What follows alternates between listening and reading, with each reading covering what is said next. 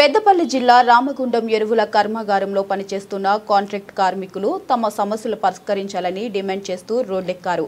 సమాన పనికి సమాన వేతనాలు ఇవ్వాలని ప్లాంట్ ఎదుట వందలాది మంది కార్మికులు ఆందోళనకు దిగారు. ఇక కార్మికులకు సంబంధించి వేతనాలు, అలవెన్స్లు, బోనస్ ఇవ్వాలని కోరుతూ రెండో రోజు విధులు బహిష్కరించి పెద్ద ఎత్తున నిరసన ప్రదర్శన చేపట్టారు.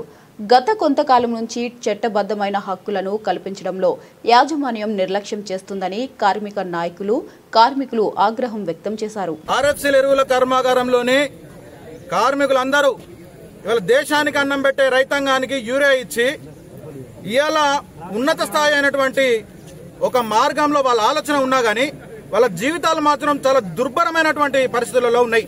వాళ్ళకి బువ్వ లేకపోయినా షట్ డౌన్ లా 3 నెలలు షట్ డౌన్ లా ఎటువంటి ఓటీ లేకపోయినా ఎటువంటి అలవెన్స్ మంచిది లేకపోయినా గానీ ప్రొడక్షన్ లకు పట్టుకురావాలి ఫస్ట్ అన్న చిత్తశుద్ధితో పనిచేసి వాళ్ళ ప్రొడక్షన్ లో పట్టుకొచ్చారు షట్ డౌన్ నుంచి.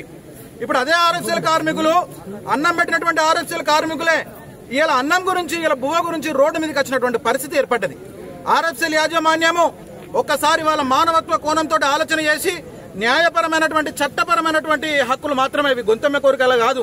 పక్కపొంటి ఎన్టీపీసీలో ఉన్నాయి, సింగరండ్లా ఇస్తా ఉన్నారు.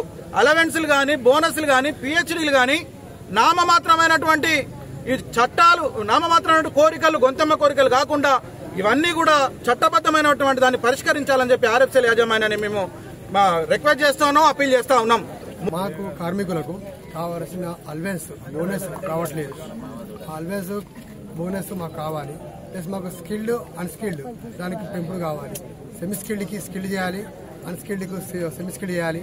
ఇది మాది. ప్లస్ మాకు కొన్ని పరిస్థితుల వలన కొన్ని ప్రాబ్లమ్స్ వల్ల ఏమవుతుందంటే బండ్లు లోపలికి రాణిస్తలేరు, మాకు మొబైల్స్ మాట్లాడిస్తలేరు, లోపలికి కూడా ఎంట్రీ ఇస్తలేరు. దానివల్ల మాకు బయట వచ్చే ప్రాబ్లమ్స్ మాకు తెలియలేకపోతున్నాయి. కాబట్టి మాకు ఫోన్ కావాలి, మొబైల్ పర్మిషన్ కావాలంటున్నాం. ప్లస్ మాకు ముఖ్యంగా అల్వెన్స్ కావాలి. మా జీతాలు మాకు సరిపోతలేవు. మరి మాకు పిఎఫ్ అనేది ఏ రకంగా కడతారని కూడా సరిగ్గా తెలుస్తలేదు.